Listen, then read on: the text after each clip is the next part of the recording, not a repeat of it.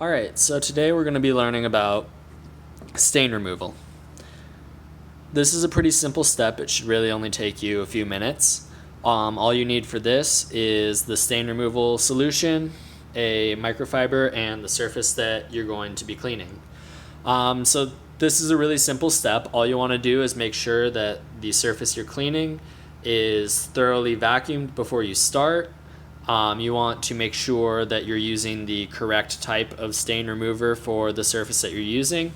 The upholstery one for upholstery, of course, and the carpets and mats one for carpets and mats. It's all pretty self-explanatory.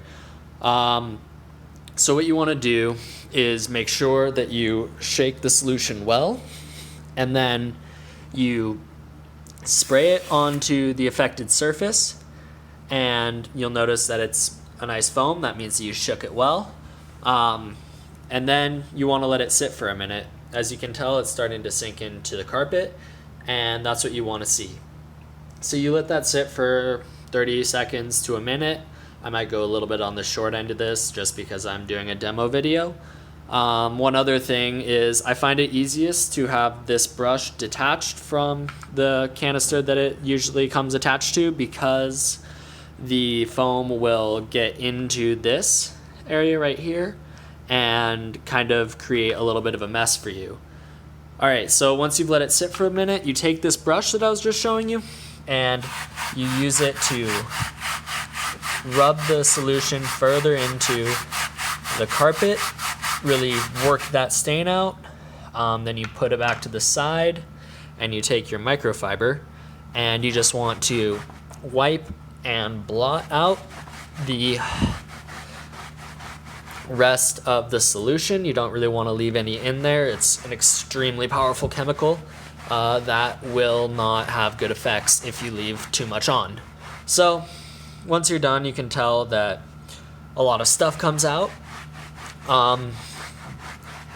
What you want to make sure you do is evaluate the stain once you're done, and if you feel as though it's not all the way out, then you want to repeat this process one more time.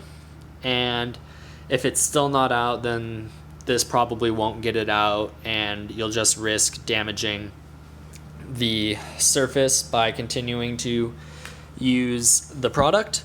One more thing is, every time that you use these, you want to test the product on an inconspicuous area, because, like I said, they're extremely powerful chemicals.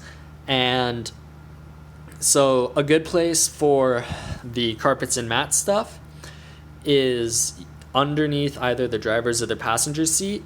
And what you want to make sure is that there's no stains or other adverse effects.